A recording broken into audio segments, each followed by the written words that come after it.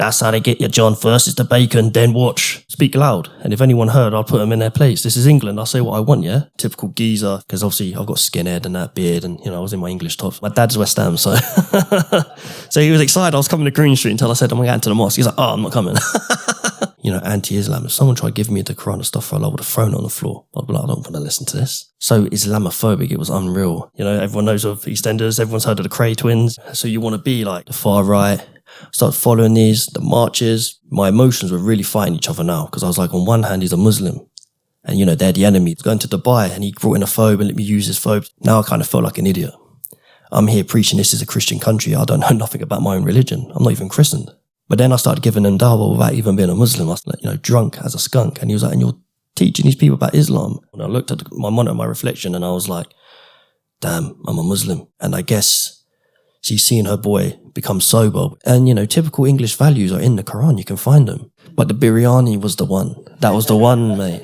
That was the one. My mum's like, what's going on in there? What's right? He's like, what's this religion doing to you? I know the old Johnny Gatt been kicking doors off me. What's going on? I said, bro, I've got to put the faith in Allah. And I said, what? I said, why have you got a Quran? He said, well, can't beat them, join them.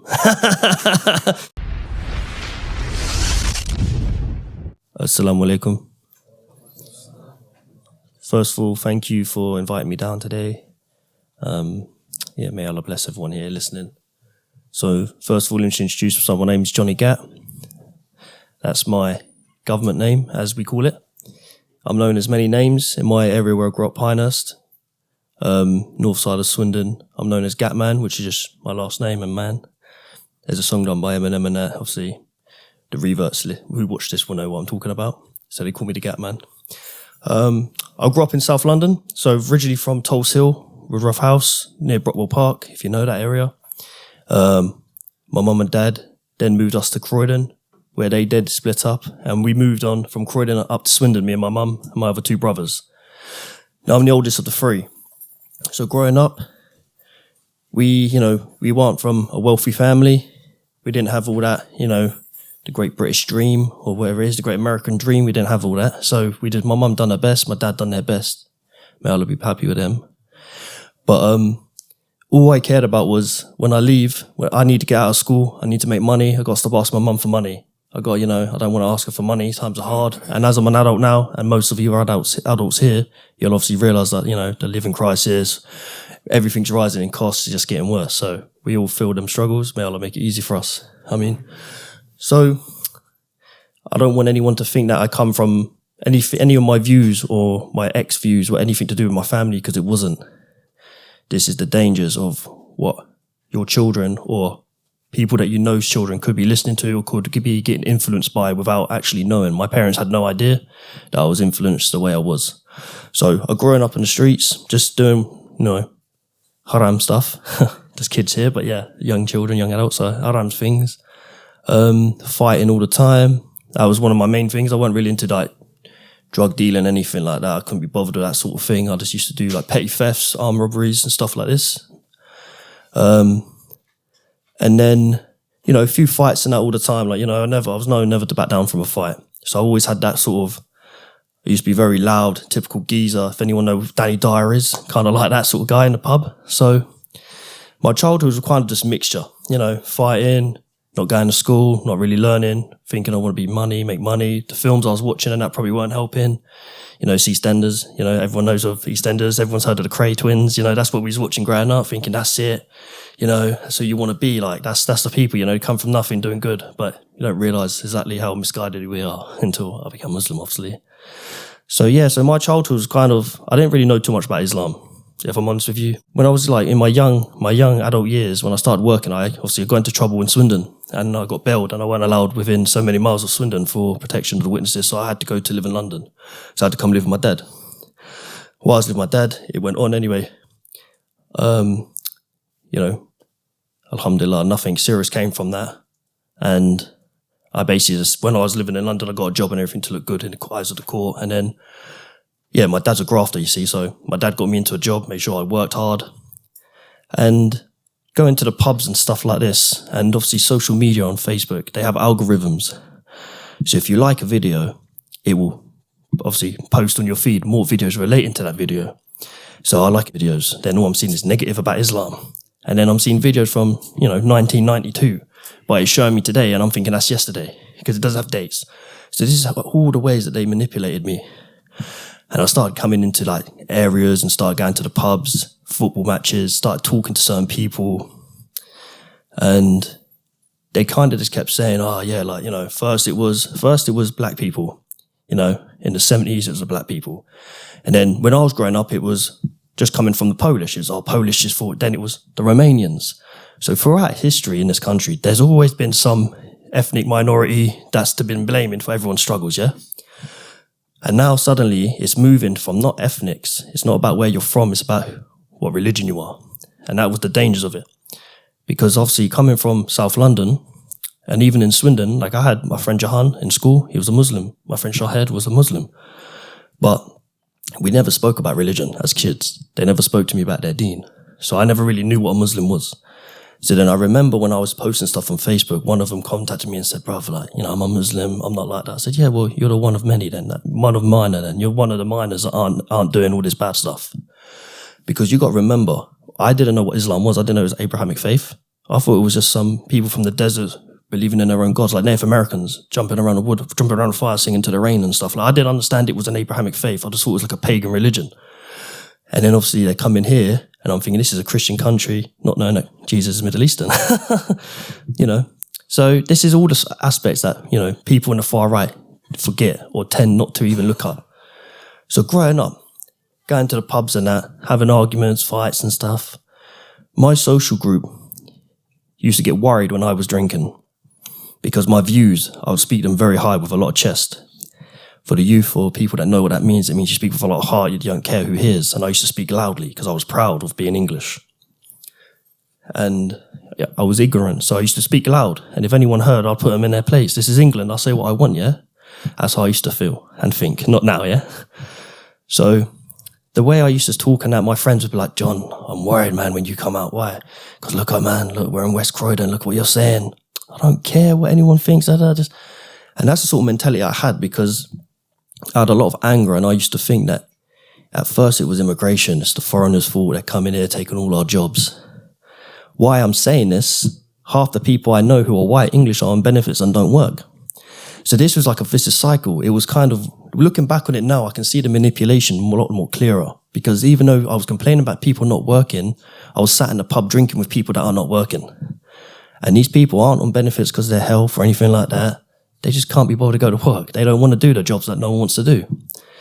So technically, I was basically getting told to blame foreigners for my troubles by people that are doing exactly what they're complaining apparently foreigners were doing. So that's what started it. I started meeting with these people more often, drinking and that, because it's always around drugs and alcohol. That's another thing as well. It's always drinking and alcohol. And under the influence of certain drugs, it makes you more hyper, more aggressive. The talks will get more into depth. And there was just a lot of negative talk. And it just got to the point where, with what I was seeing on Facebook and everything like that, like the far right, I started following the marches, me and the lads get the train up to London for the marches, all this sort of stuff.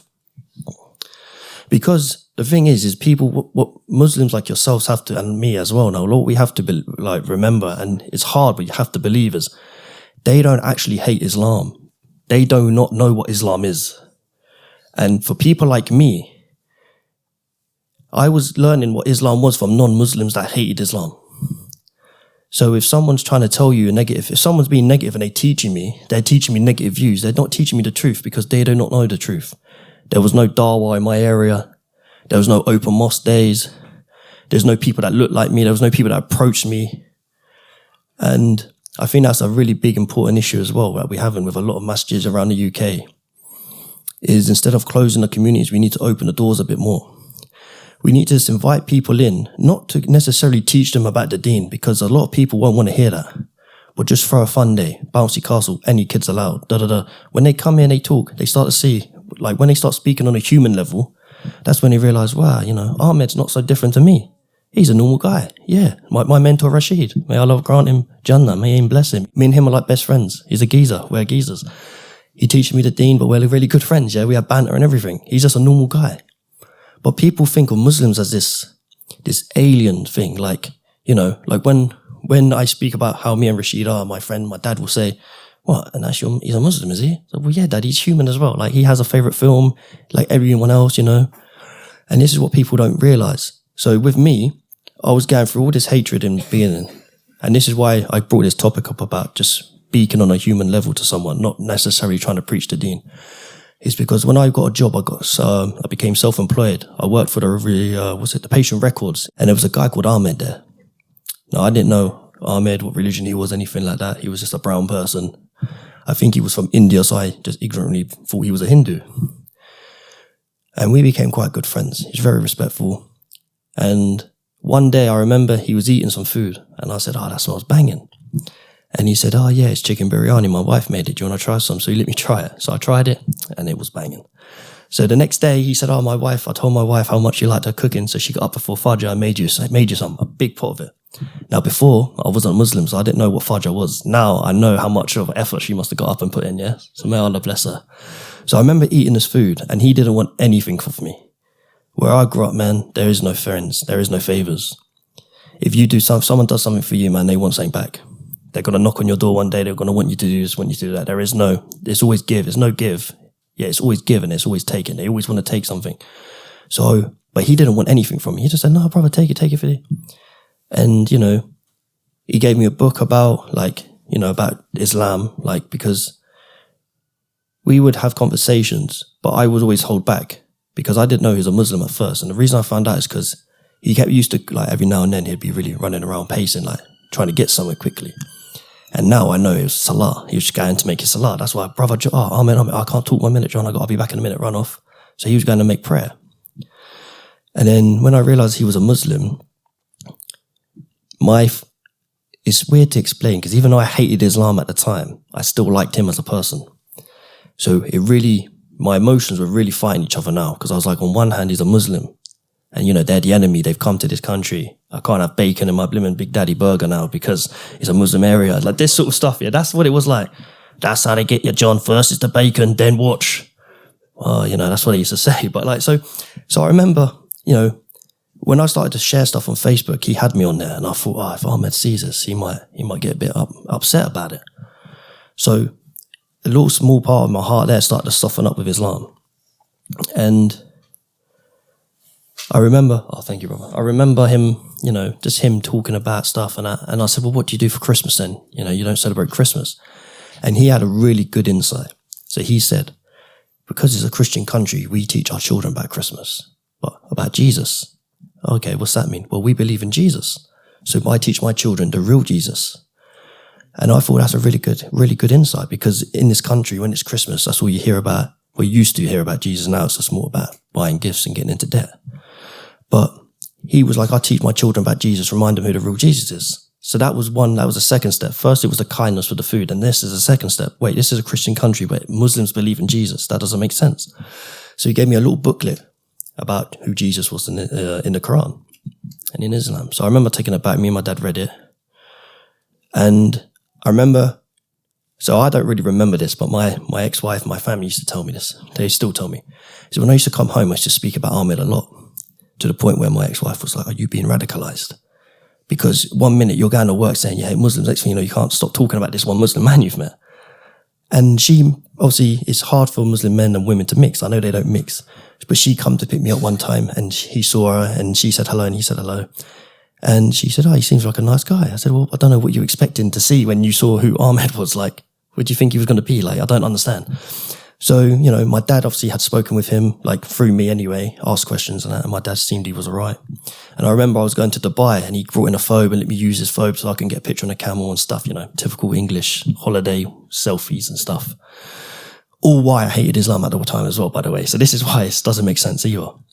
So all this started happening and it started getting into my head. And I started thinking, I don't know what to do, Maybe they're not all bad. All Muslims can't be bad, You can't paint everyone with the same brush.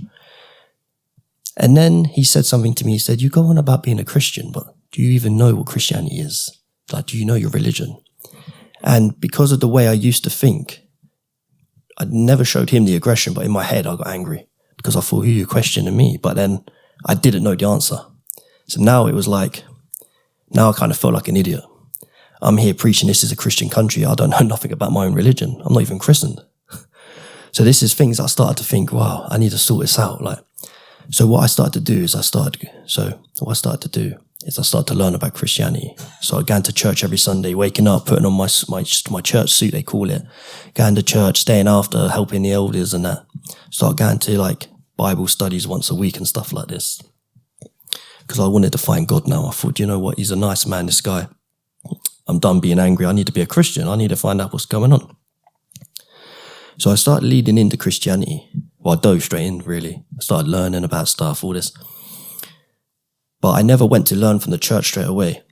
So for about maybe 2 months, I was going to church once a week like we do. And I was just studying who Jesus was, you know, Noah, all the old, typical stuff that they teach you in Christianity.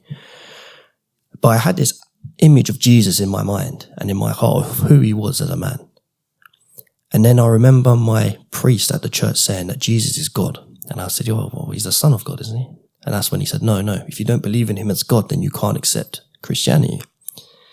But I was raised on the belief that Jesus was the Son of God. He was not God. So how does that work? And then they never really gave me a black and white answer for that. But because I had met Ahmed and he had told me about what Muslims believed in Jesus, I thought, you know what, let me see what Muslims think. So I've done some, there's a YouTube channel. It's a really good channel for reverts. If you know anyone, tell them watch it. They can just type in a question after the title and it comes up with a topic where they pick like questions out of the bucket and they ask them and they answer the questions.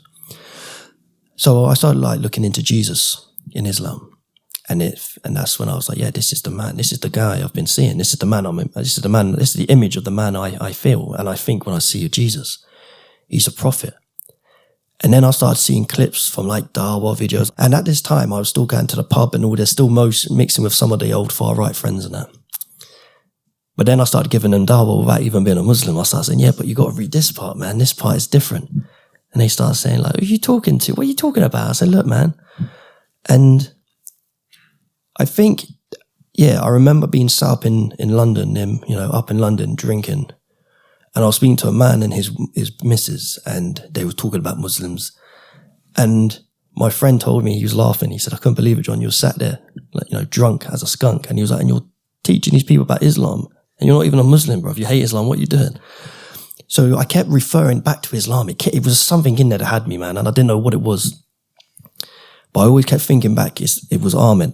That one man who, even though through all my anger and all my issues I had with Islam, he still just treated me like a normal person. He just, left the religion at the door and his kindness opened the door to his religion. So I remember, doing research and stuff, and it got to the point where I remember sitting, there's a clip of a guy from Holland who wanted to ban the Quran. You might have seen the video when he says, then I was like, do I believe the Quran's the word of God? Yes. Do I believe Prophet Muhammad, peace be upon him, a prophet of God? Yes. Oh no, I'm a Muslim. It was literally the exact same thing. I watched that video, put it down. I looked into my monitor at work. It was 12 minutes past 3 in the morning. I was just finishing work at 3:30 in the morning. I looked at my monitor, my reflection, and I was like, damn, I'm a Muslim. How is this going to work? All my friends hate Islam. Everyone, what's going to happen? And the next day I travelled. I said to my ex-wife, do you want to go shopping at Westfield? She said, yeah, okay, we can go look around the shops. As we got there, Shepherd's Bush Station, I said, God, just take 10 minutes out quickly. She said, I said, I'm becoming a Muslim today. You should have seen it. She was like, what do you mean you're becoming a Muslim today? I was like, I'm becoming a Muslim. I'd done research into Islam. If you've ever seen, the red string on the walls, everything like that, that's what it was like. I had no work. I was furloughed, so I was just at home researching religion. And it got to the point where there was no denying it anymore. Like the Prophet Muhammad, peace be upon him, he's not who these people was telling me he was. He's a warlord. If he was a warlord, then why is there no big palaces of him? Why is there no big, like there's no castles, there's nothing. He was rich in so many other ways than money. Like he didn't have a lot of money. He was very humble. So these aspects that I was being taught about our Prophet, peace be upon him, was so negative and so horrible, and I was believing it without even knowing who he was. So when someone does disregard the Prophet to you, yeah, we shouldn't take it. But at the same time, you need to remember they don't even know who they're speaking about. So they're not talking about our Prophet because they don't know who our Prophet is. It's like if I said to you, so Dave up the road, You might know someone called Dave, but you don't know the Dave that I'm speaking about. That's how we must think of it, because they do not know the Prophet Muhammad, peace be upon him. They don't even know Jesus, peace be upon him. And it was only into this aspect where I remember going to Shepherd's Woods, taking my Shahada. He put me in contact with another a mentor, started to learn a bit more about Islam. But I actually hadn't known anything about the Prophet Muhammad at that point. I had just read the Quran. Because when I was becoming a Christian, I read the Bible. There's loads of bits in it, go back and forth. And obviously with all the YouTube videos you can get, you can kind of like mirror up all the answers. So when I saw a Muslim on a Dawah channel ask a question, I'd read it in the Bible and be like, wow, it does say that. So what does that mean? And the priest used to keep saying to me, I have to come back to you on that one. And it got to the point where I stopped going to the weekly meetings because every time I'd walk in, he'd go, here he comes. Because I'd come with the difficult questions. And it got to the point where literally we'd be sat around the table and they'll ask the priest a question, like, what happens to a newborn baby when it passes away because, the baby didn't declare Jesus God? And he would say, well, you have to hope that God's merciful. Just hope and pray, that sort of thing. And then the guy looked at me and said, John, what does Muslims think? And I wasn't even a Muslim and they're asking me. And I said, well, there's a hadith where it says that the baby will drag the womb by umbilical cord, etc. So they believe children are innocent, they go to heaven. Oh, that sounds a bit nicer. So already, do you know what I mean? So that's what I mean. So I was given dawah about Islam before I was even a Muslim. So it was like, well, we all know our lives are written, but in my case, literally Allah had guided me there without even me taking Shahada. And I remember, like, even now looking back, there was a time when I was researching Islam, my son was conceived not in a normal consent. So we had to do what is called IVF. And there was implications, so she couldn't carry our baby. So we hired someone basically to carry our son, yeah. But she was in Ukraine, and 2022 he was born. But obviously, the Russians invaded Ukraine. There was blackout silence. We didn't know if he was alive or anything like this. And I remember using the phrase inshallah, because I had just learned it, and I thought, inshallah. I thought, we believe in the same God apparently, so inshallah, inshallah. And I had that steadfast with all that time. And there was many times where I wanted to take much harder, but I was always nervous to. And then when he was born and I looked at him and he was beautiful, he's my little boy, I was so happy. And then I remember watching it and I was like, you're right, this is the day. And there's a video of me taking my shahada, and if you look, you can see it's blurred, but there is a pram and he's actually there on the day I took my shahada. So it was kind of like we both took our shahada, if that makes sense. I'd done it for him because now he's going to be a Muslim. I'm the first Muslim in my whole family, and now he's the second one. And he loves Islam. Every time he gets in the car, can I have mosque music on? Mosque music is Quran recitation. If you don't know what it is, that's what he calls it. And he has his own particular reciter and everything. I put on one thing, no, not this guy. I don't like this man. I don't like this man. Oh, that's the man I like. Okay. Took him to another masjid because we have 4 in Swindon. So I took him to one yesterday. And he loves wrestling, my son. He's really into like wrestling and he's a really manly man. Like he's only 3, but he's really manly. Like he wants to fight all the time. And he's like, are these my friends? So yeah, these are your friends. I'm going to beat them up. No, John, you don't say that to your friends. You have to, I know you want to beat daddy up, but, and then one of the guys in the mosque started wrestling with him, fighting him. He's the first time he's met him, but he's chasing him around. And I said to Iman, I remember saying to Iman last night, I voice noted him. I said, Iman, I'm sorry about my son being loud when you was reading the hadiths and stuff, And he said to me, it was a blessing to have such innocence in the masjid. You never have to apologize. And if anyone says anything, you let me know. He said, bring him every time you have him. Because that's another thing. I'm not sure about the etiquettes. I know how I should do. I know I need to make wudu. I know I need to make wudu again if I fart, etc. Everyone knows the rules of prayer and stuff like that. So after you learn all of that, but I don't know what it is with children, like Jummah. He's too young to come to Jummah. He's 3 years old. There's loads of people. I get that. But on a normal basis. And the Imam was like, how can I tell you not to bring your son? Like, if he loves the mosque so much, bring him where he loves it. Bring him. So the Muslim community, for me, considering where I've come from, has been very, very welcoming, which has made my faith in Allah and my faith in this deen even stronger. Because a lot of people know me personally. I bumped into one of the guys outside of a pub in, where is it? Do you know, I can't even, Brentford. Yeah, Brentford Bees. So we bumped into him and he said, come here, John. I said, I'm not coming in for a drink. I don't drink no more. He said, no, I know. He said, but I've got something I've got to tell you. I said, what? He said, I've got a Quran at home and I'm reading it, but don't tell the lads. And I said, what? I said, why have you got a Quran? He said, well, can't beat them, join them. Because obviously me and him used to drink it all the time, and now I'm a Muslim. So he's like, well, you know, if you can be a Muslim, then I guess anyone can. And that's the point is, again, not a lot of people know. They think, oh, you got to be a Muslim, you can't drink, you can't do this. Yes, we don't drink, we don't do this. But it took 12 years for the Sahaba, and it took 12 years of revelation before they became non-drinkers and stuff. They didn't stop overnight like that. So, you know, for reverts, we have to remember it takes a lot of time. Some people try to get me to do stuff in like 3 weeks. Like, that's it, no more this. You can't do this, you can't mix with these people. Well, who's my friends then? What am I going to do? My family, no one knows Islam. Do you know how hard it is for a revert to do Ramadan when everyone's eating? Even to come downstairs and smell bacon sandwich and think, I can't eat that no more. Like, that's how hard it is. Silly things like that. Alhamdulillah, we have turkey bacon. But this is what I mean. I know I've jumped a bit back and forth for my story today. I'm a bit nervous and a bit eager, you know. But if anyone knows a brother Ahmed who worked in the hospital, because he's from East London, funny enough. And that's what I mean. One day he was waiting and I said, brother, man, we're finished. Let's go home. He said, I can't yet, brother. I won't make it home for prayer, so I'm just going to wait and pray. And I remember thinking back, wow, man, like, how dedicated is that to a faith that you're going to wait at work an extra hour just to pray? Obviously, now I know how important prayer is, but to me, you just put your hands up like this at that time. Do you know what I mean? You pray on the edge of the bed. I didn't know what salah was. But I just remember, like, English people would unfollow me from Facebook. People that I worked with, they would unfollow me from the stuff that I used to put and say. I'd go to the pubs and everyone would be like, there he is, what you got to say? And people would come up to me in nightclubs and say, yeah, well done, man, you're sticking up for this country. And now I think actually the biggest point in me, I remember now, the biggest point in why I changed, actually, why I become Muslim was when I had my son. I remember looking down at him thinking, do I want him to be raised around the people that I'm sat in the pub with every Friday, or do I want him to be raised around people like my friend Ahmed, who loves his daughters, who loves his wife, who speaks so highly of her? You know, like, and that's what got me, is the character of him. Is if you have children, you know, when you have children, because when you see your cousins or your nieces and nephews, they're good and that, but you get to give them back in it. That's all right. But when it's your own, that's your responsibility there, man. Do I want him to be sat at a pub where we're smoking and drinking, watching football, arguing and swearing? I want him to be good at school.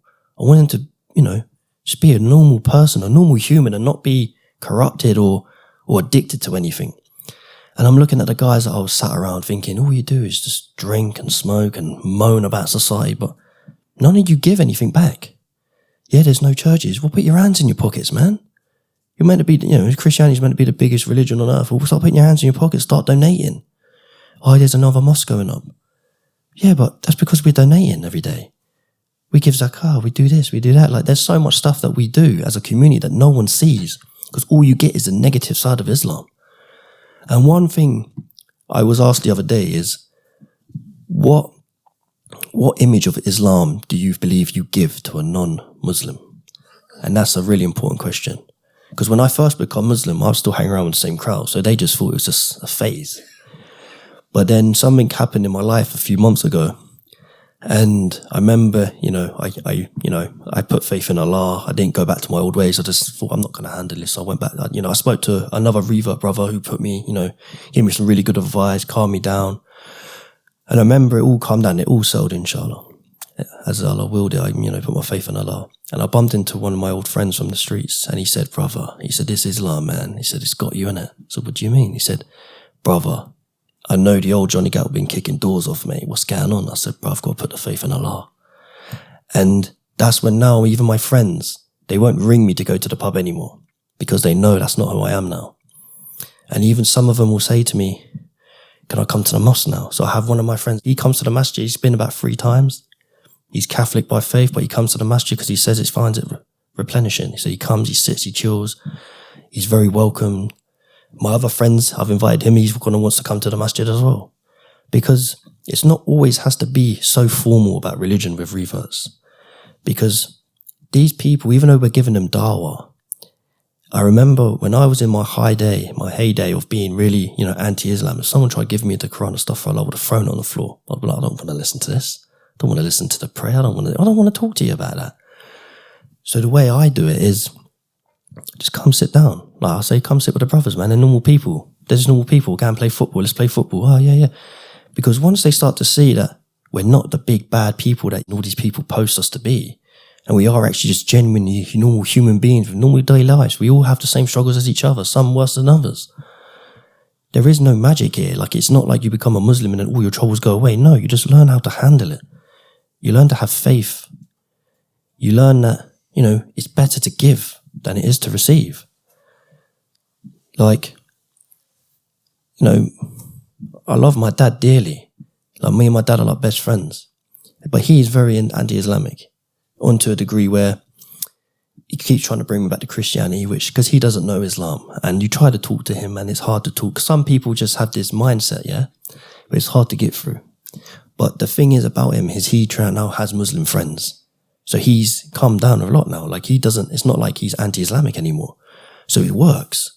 Because the fact is, even if they do not become Muslim, at least let's show them that we can live together in peace. We're not these bad people that are coming here to take over your country and kidnap your women and stuff. That's what's going on here. Like, someone said to me the other day, this is how dangerous it's getting now with the far right. I won't mention names, but he said to me, it's all good you saying it, brother. He said, but why are none of them saying it? What do you mean? Because a lot of people click on this video because I'm white. But they're sick of hearing it from me, man. In my community, they want to hear it from the imams. They want to hear the mosque shouting. When they read that something's done and it's a Muslim, they want to read and see that Muslims are boycotting them and saying, nah, this is not Islam. Because, again, all they know is what they hear, and all they hear is negative. So, for instance, if you see something about a white man committing a crime, they don't say white English man, Christian, do they? No, it's just some guy, Harry or whatever his name's, done this. But when it's something to do with Islam, they always put the religion there, because there's obviously that far right, systematically racist thing there. And then whenever the Muslim man does good, they never put his religion in it. So it's like a no-win situation for us. And this is why people don't understand this in my community. And there's no outreach programs. Like, thankfully, masjids like this one today and are doing a lot more of these videos now where we talk to Muslims yourself, because you guys know the deen better than me. But from someone that comes from a lot of hatred towards Islam, I'd never ever think I'll be sat here in a room full of Muslims telling the story that I'm telling and expecting to be able to walk out. Do you see what I mean? Like, this is what I mean. It's the fear as well of when I become a Muslim. What took me so long to become a full practicing one was the fear of walking into a masjid in case someone recognized me. And I remember I'm saying to my friend, and he said, brother John, he said, listen, do not ever not share your story. He said, because that's what made you a Muslim. That's what led you here. Allah chose you to go through what you did to be here. So never ever judge your past. Never be ashamed of your past. Embrace your past, because you've come a long way from where you've been. And one of my friends who's actually agnostic said, you have to live in darkness to notice the light. So I don't know why, Allah guided me. I don't know for what reason at all, but I am thankful that I was guided. And I know I've gone back to forth in here a lot of time, but I like to, give a few minutes for any Q&As. Anyone wants to ask me any questions and stuff or touch up on subjects. But anything I've said that is correct is from Allah, and anything wrong is from myself. Assalamu alaikum. So if anyone's got any questions, they want to ask a question, anything, I don't mind. Yeah, so my mum, she's not really religious in a sense, but alhamdulillah, like tonight I was meant to have my son, so I have my son every other weekend. And obviously he's 3 years old. If he come here, he want to wrestle everyone. He won't want to sit and listen. He'll want to fight everyone. But so she's watching him for now. It's like she's watching him. So she's very open to me being a Muslim. Like, she never used to watch him if I wanted to go to the pub and nothing. She'd be like, no, it's your son. You need to. But now I'm coming to do talks like this. She knows it's important. And I guess she's seeing her boy become sober, which is, I've been sober for 2 years now, fully sober. So for the first time since I was about 12 years old. So she's seen that, and she's obviously witnessed me going through stuff, being arrested and all that. So she probably sees the good it does. Because like I said, it's only until people start noticing it face to face that they start realizing. But yeah, no, she's very, she is accepting of it. And she does share some Muslim quotes to me every now and then, so inshallah. But yeah, thank you. Thank you. So try not to make it so formal. So for instance, like an open day, like for instance, inviting reverts to something like this to sit and talk, they won't really want to do that because they'll have their own issues, they'll be embarrassed. But if you can invite them to if, I don't know if anyone's here, but in Tulsa, they used to have like barbecues in the streets, for instance, block parties, sort of thing. Like, obviously don't do that, but have an open day where, you have a barbecue, go in, just invite normal people to the community. Just like I said, throw some bounce castle. Let people come here informally, and then they start feeling more comfortable. Because with me, I was guided in a certain way. But like for my friends, they don't want to come to Jummah. They don't want to come to Salah. But when it's just the lads meeting up to go out for like, a curry or something like that, like, it's ironic, isn't it? They like curries. So, majority of English people like foreign takeout. So like when we go to have a meal or something, like just invite them along. They come, they sit, they chill, they talk to the brothers, and slowly it will guide them in. Regarding drugs and stuff like that, I guess. See, with me, what it was is, I think where I hated Islam so much, and then when it switch happened, my hatred, the same immense hate became love, that I just felt embarrassed that I couldn't be seen in a pub and drinking and then be talking, like, I couldn't be part of this religion and be doing that sort of stuff. It's embarrassing to me, do you know what I mean? There's a lot of negativity as it is, and I didn't want to be people to see me in my streets and in my area, like, see me going to a phobe on Jummah, but then see me on the street corners with all my friends. Like, that's not me. So unfortunately, I don't really see my friends a lot because I can't sit at the table with someone that sells poison and try to preach health and goodness. Do you know what I mean? You have to draw the line somewhere. If someone takes drugs, that's one thing, because that's between you and Allah. But if you're just distributing it, giving it to other people, it's a lot of questions you're going to be asked upon Judgment Day. Do you know what I mean? And I can't be a part of that. So that's why I always say to my friends, like, if you want to come to the mosque, man, we'll meet up and go to the mosque and that. Like, I'm happy to do that, but I'm not coming to the pubs to watch football. It's not about that anymore. I try to, when someone does take shahada, it's very important just to stick to the masjid. It's like a fire. You throw wood into a fire, it keeps the fire going. Keep going to the masjid, you keep that fire of iman going. The less and less you go, the less you're around Muslims, that fire will die out eventually, because, shaitan is powerful. He rules this earth, do you know what I mean? Like, everywhere you look, there's this haram. You can't help it. So I think open days, a lot less formality. Open days, invite people around. Do a really good one called, what's it called? Believing in Jesus. It's a Jesus one. They do it around Christmas time, where they open the masjids, tell people just to walk in, and they have posters about Jesus, because people hear that and they think, oh, Jesus in a mosque? And then they come in. This shows them who Jesus is, like in Islam. Because the thing is, the more, like, when I started becoming Christian, I stopped eating pork. I'm a better Christian being a Muslim than I would being a Christian. It doesn't make sense. You know what I mean? It's hard to explain that to a non-Muslim as well. Anyone else? Football team. I don't support a football team, but my dad's West Ham, so. So he was excited I was coming to Green Street until I said, I'm going to get into the mosque. He's like, oh, I'm not coming. Nah, he said he hopes it goes well, inshallah. But yeah, I mean, one of my neighbours, actually, again, I won't mention his name, but I was with him last night. He was in the shop, we was talking, and he was asking me what I was up to the weekend, so I was telling him I'm coming to this talk, and I was speaking, and one of the shopkeepers said, oh, it's interesting, don't leave now, tell me. So I told this young mixed race kid. So he was mixed race, yeah. I'm only telling you because he wasn't Muslim or white or anything. He was just, some mixed race guy who was just like, oh, I'm interested in that, because obviously I've got skinhead and that beard, and, I was in my English top, so I was talking to him. He said, oh, I've never would have thought you was a Muslim, bro. I said, no, I'm Muslim, yeah, I'm Muslim. Then I'm talking to him about this and that. And he was like, wow, really? He's like, that's interesting. All right, I'm going to look it up tonight. So he was it. And then my neighbour said to me, there's 2 billion Muslims. I said, yeah, there's 2 billion Muslims on earth. He said, well, if they was all flipping bad, innit, we'd be wiped out, wouldn't we? So this is what I mean. So just by me, and this is a neighbour I went to school with. So he's known me from, when I was 15 and up to now, like we're men, we've got kids. And even when I become Muslim, like, and he didn't know me when I when I transferred from Christian to Islam, he didn't know me then. Like, I hadn't lived there, I lived in London with Dad. But coming back in that, people would say, oh, you're not a real Muslim, you're a fake Muslim. Well, what's a fake Muslim?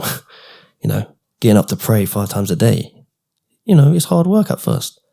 Getting up for Fajr, it's hard work. Making wudu, the water up your nose, it's not easy.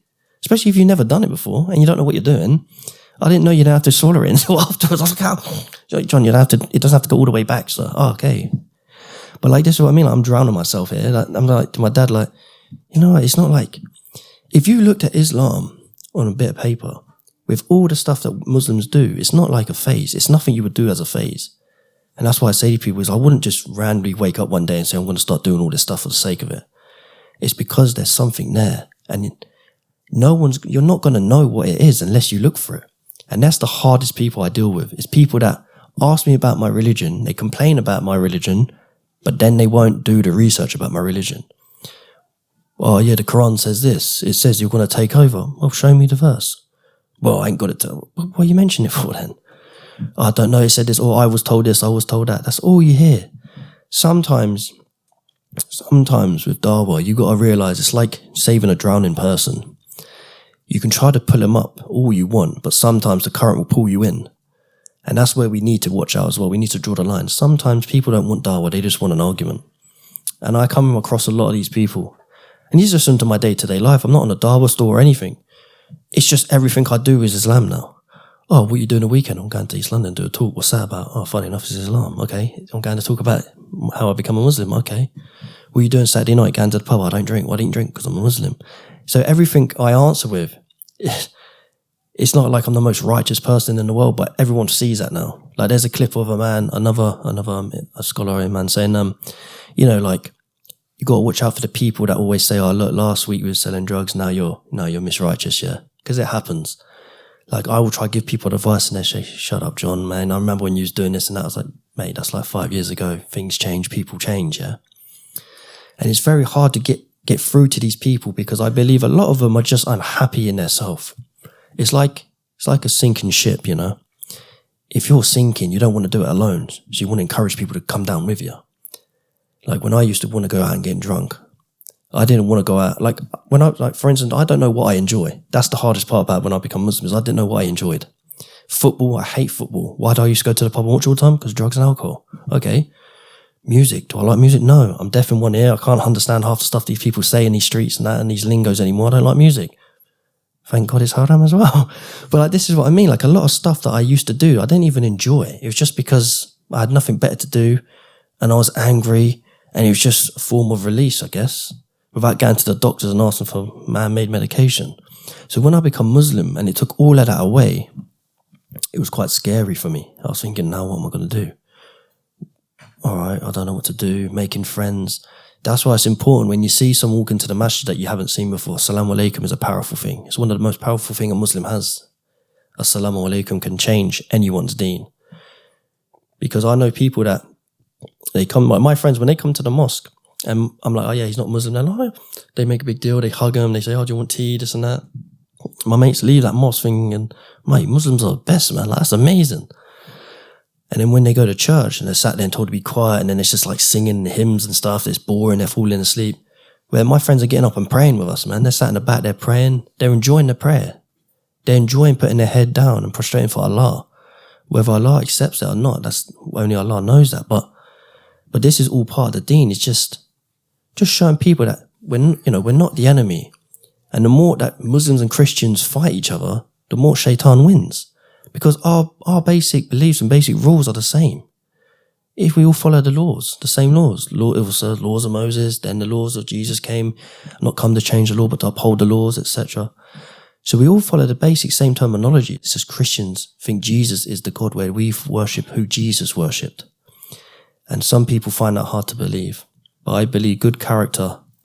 Like for me, man, it was the plate of food. The minute he came in the next day and said, Ahmed came in the next day and said, my wife got up before Fajr and made this food. I was like, banging. It's like, that's me, mate. I like this guy. That's decent. And then, like, I went to Dubai, got taken the mick out of by the Muslims there because they wanted me to ride on a camel. And obviously camels, I don't know if you've seen a camel in real life, they're like this big. And then when they stand up, they're like twice the size. I was like, I'm not getting on that. And some woman got on it and there's a slight pointing like, she got on it. I was like, yeah, but I'm scared of heights. And they all start laughing like, what's going on? But like then I started a banner. So I started, but I would never have been like that banner with them because of the way I thought.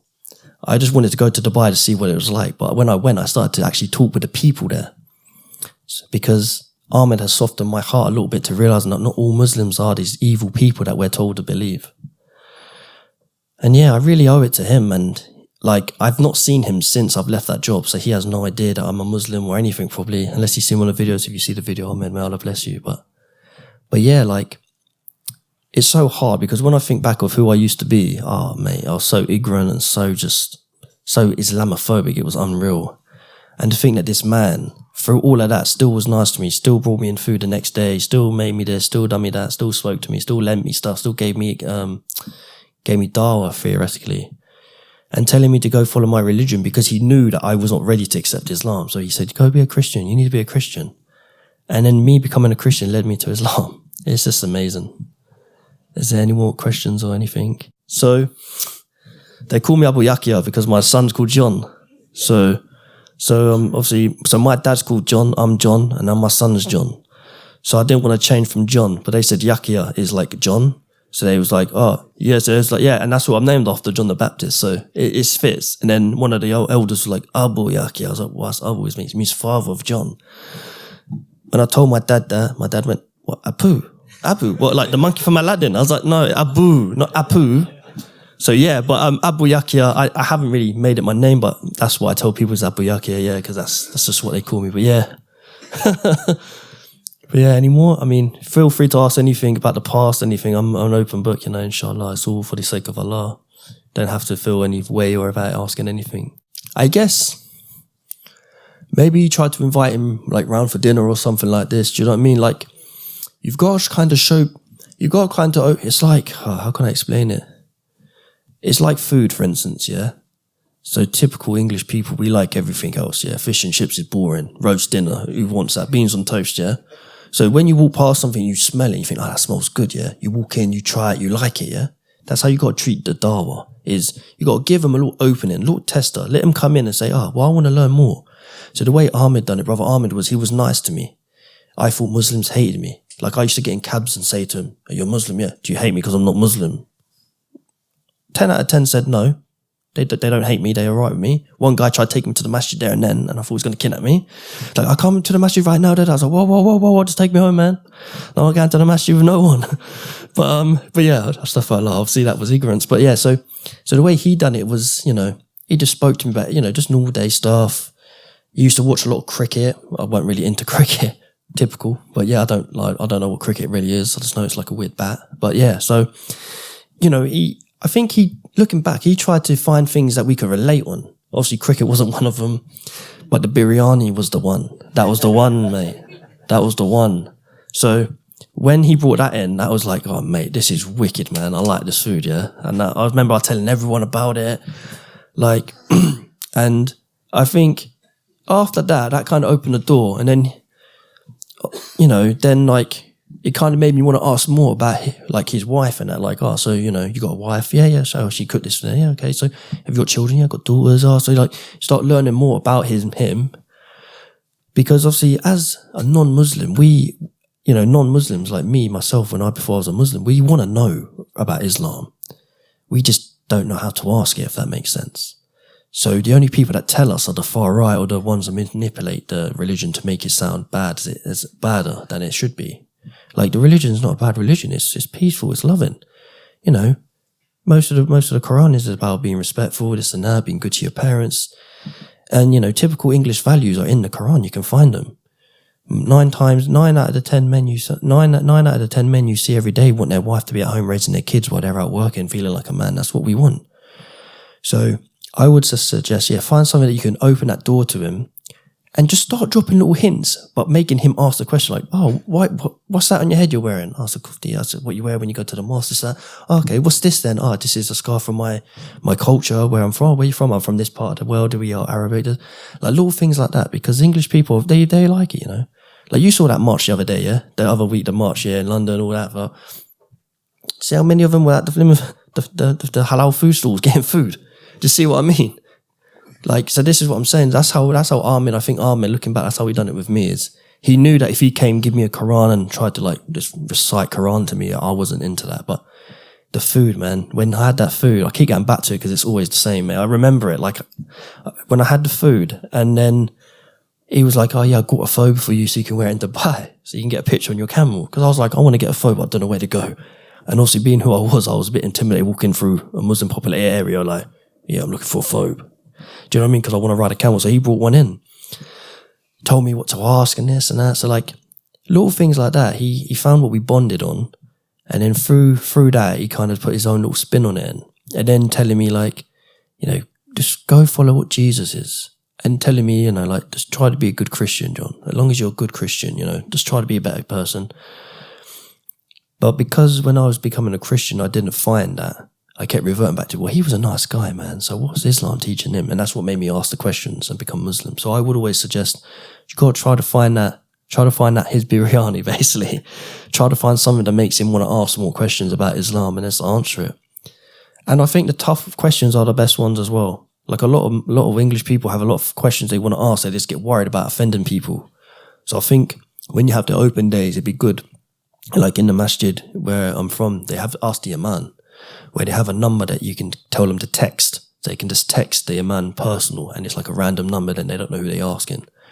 Because, there's a lot of things misconceptions in the Quran that a lot of people might want to ask, but they might be a bit embarrassed or they don't want to offend people. But yeah, that's like Amir was just like, ask me the questions, man. So I asked him the difficult questions, this and that, fine. Like he was just quite open to me. But by him doing that made me feel, because remember, I didn't care about Muslims at this time. But the way he was to me, when I asked these questions, even I was holding back. And he was like, Brother John, just ask me the question. So I asked him and he told me. He showed me loads of different things. But then when I read the Quran, I realized that, once you read the Quran, you learn about the Prophet Muhammad, everything like that. Certain aspects don't even matter anymore. Because it's like, if it's like, it's hard to get people to read the Quran, but the way he done it to the point where he was telling me little bits and I was liking it. And then he said, it's all in this. Oh, if you want to hear the full story, it's all in this one book, John. Do you know what I mean? Like, it's like if you play a computer game, you got a cheat code. Where do you get them from? I got a whole book of cheat codes. That's what it was like. Like, there's this book you can read and it's got everything in there, John, all the answers you want. But yeah, that's how I would recommend it. Yeah. Walaikum salam. Yeah. Do you know what? I did think of this question because I think it's always a good question, but mine's gone a bit blank. I'm trying to think the hardest, because there's several hardest points. Like the first hardest thing for me was trying to explain to my family why I no longer buy Christmas presents. Because all they think is, oh, you're being a cheapskate. But it's not. So that was the first thing. And obviously remember my son was 1, obviously, at that time as well. So trying to transition from trying to come out of your family norm. I would think loneliness is the biggest thing. I think that's the most reverts leave Islam is for loneliness. Like, like when I become Muslim, my first Ramadan, like I was on my own, like in the middle, where I used to live was Basingstoke. Like I lived on the little outskirts of Basingstoke. There was a masjid in Basingstoke, but I didn't really know anyone. And Ramadan, like, I didn't go to for iftar. I didn't know what iftar was. I just knew I weren't allowed to eat after dark, sort of thing. It was only really until I started like contacting me and that they started teaching me like the Muslim retreat. I would definitely, if you have any reverts that and if they do the retreat again, it's definitely worth for them going because you learn a lot there. But I think the hardest part was the loneliness, like just feeling like an outsider in my own family, but my own culture, my own race. Not learning that you can balance the two. Thinking that I had to be Arab, basically, like. Not knowing that I could just go to mosque and dress as long as I cover my knees and elbows sort of thing, and walking into a masjid and not knowing anyone there, that was very intimidating. And your friends as well, like, because they don't really understand it either. Like, my friends, they're all accepting, they all like me, we're all still cool, we still message every now and then, but I always say to people that it's funny because they always invite you to the haram but never the halal. Like, when do you ever invite me just for a barbecue, man? Why you always got to invite me to come do drinking or come stand on the street corners with all your little thugs, man? Like, I don't want to do that. I don't want someone from the masjid to walk past and think, I don't want my son hanging around with that guy anymore. Do you know what I mean? So I think for Muslims, it's very important that when you see someone like myself walk into the masjid, assalamu alaikum, even if you overwhelm them, at least overwhelm them with kindness. Make them feel like, oh, come sit down, come sit with me. Don't sit over there. Come sit with me. Come sit down here. Like, I think that's very important because the water up the nose is definitely the most. Definitely was the biggest. Yeah, wudu is lovely, man. It's refreshing. I like doing it. Don't get me wrong. Like now I'm used to it, but the whole water up your nose. Like before, I was just putting my face in the water like and sniffing it up my nose, and it was horrible, man. I was like, what's going on here? Like, this is like drowning every day. This can't be right. I didn't know what I was doing, man. My mum's like, what's going on in there? I'm like, what's right? She's like, And that probably weren't good dawah for her. She's like, what's this religion doing to you? But like, you know, like that was probably the first thing of the, like the wudu was the nose thing. But, and see, luckily for me, Fajr is quite easy. I get up really early. So I've always been early. So this is what I mean. So with me, I realized that I've practically been a Muslim my whole life. Like I get up before sunrise. I go to bed early. Other than when Isha's later, then I stay up later for it now. But I've always been that because I've always had the philosophy. My dad used to say, early to bed, early to rise, keeps the man young, healthy and wise. So I've always had that mindset, you know. So a lot of things were all right for me. Sitting on the floor in the masjid, crossing your legs. The amount of times uncles used to come, older than me, 90, giving me a chair. It used to make me feel so embarrassed. Like, oh, no, Brother John, sit down, man. And they're just like sitting down, standing up. That was a big setback, realising how unhealthy I was. But yes, brother, you had a question? So again, where I live, there's not much. Like, there's a good Muslim community in that, but I've only just started learning Arabic. But I know the alphabet so far, and I'm learning how to say, like, I know alif, you say a, ba, ta, etc. Well, the word after ayin, that's the difficult one. So ayin's okay, but what's the one after that? Yeah, no matter how I say it, it's not right. I'm either a pigeon or a VX. He says a VX engine or something. Oh, green. So yeah, that's the hardest one so far. So luckily for me, the masjid I took my son to last night, the imam, he's just started doing an Arabic class for reverts. And unfortunately, but luckily for me, so unfortunately I'm the only one that attends it, but luckily for me I'm the only one that attends it because I get like a whole half hour into it. And one of the other reverts from my revert group, mashallah, he's been a revert for longer. Now he's got a Muslim wife, everything like that. His father-in-law and mother-in-law are both Quran teachers. So he gives me 2 lessons a week now, and I do a lesson with him once a week. So I do 3 lessons a week at the moment. But I've just learned the alphabet and learning how to read, like, I don't even know what it's called. Is it Fatah? You know, yeah. So I'm learning how to do that. But yeah, it's difficult, man. That one letter, green, or I don't know how to say it, but yeah, hopefully. But yeah, thank you very much, brothers, and that, yeah, and I hope you will benefit from this talk as much as I have. It's been great to see everyone. Oh, food now. Oh, banging. That's why I'm here. No, I'm joking. Stuff I laughed. But yeah, thank you very much, brothers.